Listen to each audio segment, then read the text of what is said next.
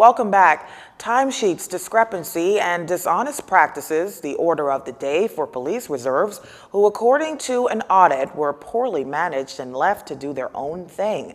With more on the story, here's BJ McDermott.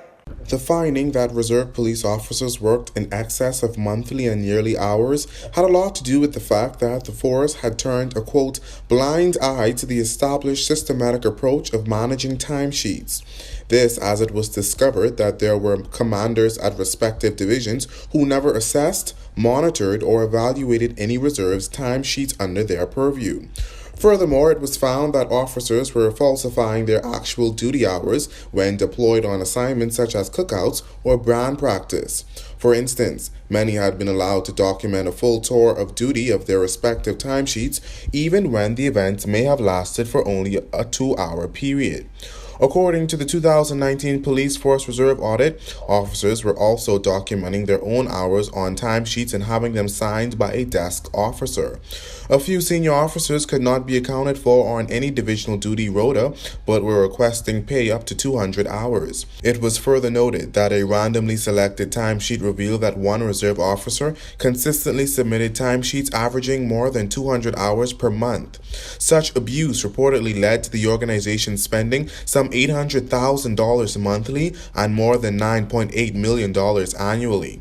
Excluding salaries of ranks not included in the Police Act, the figures would be some $700,000 monthly and approximately $8.9 million annually. The report further revealed that, as with the manpower audit, the senior ranks of the Police Reserve Division was oversaturated, adding that some officers who were promoted had no clear delineated job descriptions at the respective ranks. The last promotion exercise revealed that there were no criteria, protocol followed, and the exercise was conducted arbitrarily. Reporting for JCN News, I'm Berthany McDermott. Meanwhile, opposition leader Brave Davis telling reporters this afternoon that he doesn't share the same views as the recent Royal Bahamas Police Force Reserve's audit findings. Now, the audit, which was released yesterday, reveals that officers were allowed to work too many hours because of a blind eye towards managing timesheets. As a result, some $800,000 was paid monthly and more than $9.8 million annually in payroll.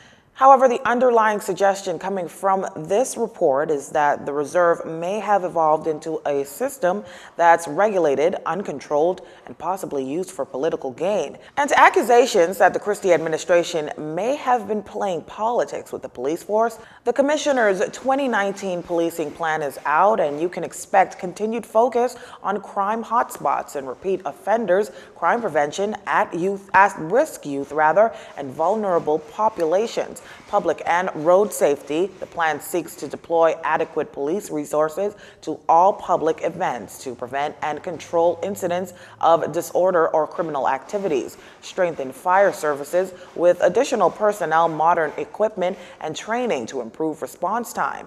As for road safety, Commissioner Anthony Ferguson pledged to tackle negligence and excessive speeding by motorists. Doing so, this includes enforcing the Road Traffic Act and its regulations, developing officers at strategic checkpoints and other problematic locations, at peak times applying CCTV and other measures to reduce the time taken to investigate traffic matters, and increasing the use of the speed gun to enforce the speed limits. The plan also speaks to the prevention and reduction of sexual exploitation and abuse. The Royal Bahamas Police Force intends to develop a victim-focused approach in all communities and institutions of learning, establishing community partnerships as to work collaboratively, thereby creating support networks, harm reduction programs, education awareness programs, and prevention models.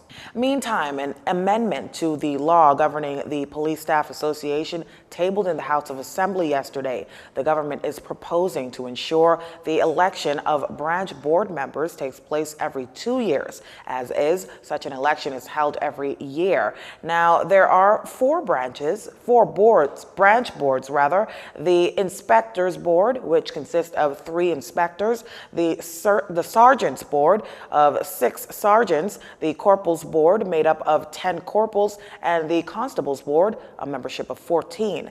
A person ceases being a member of a branch if he or she ceases to hold a rank in the force held at the time of election or ceases to be a member of the force.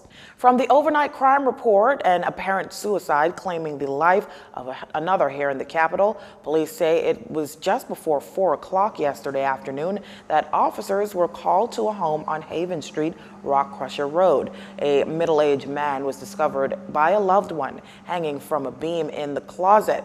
Efforts to revive him were unsuccessful. Police now relying on results of an autopsy report to determine the victim's exact cause of death. Authorities also this morning reporting a drug seizure in Fox Hill. Acting on intelligence, officers searched a vacant lot on Dorset Street after 4 p.m. yesterday and found 10 pounds of marijuana. That's a street value of $10,000. No one was arrested in connection with the find. You're watching JCN News. Stay with us. This segment of the news was brought to you by Alive.